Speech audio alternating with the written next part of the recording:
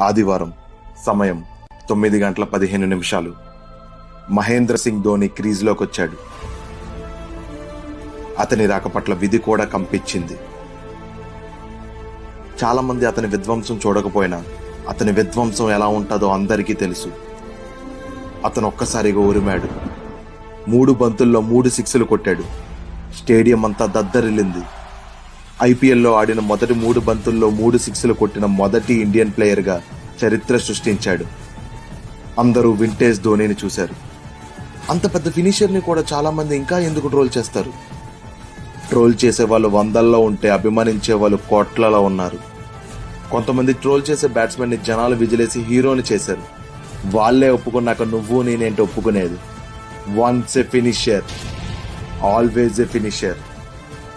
Since 2004 ఒక్క చెన్నైకే కాదు, మన దేశంలో ఉన్న 29 రాష్ట్రాలకి కూడా అతనే హీరో.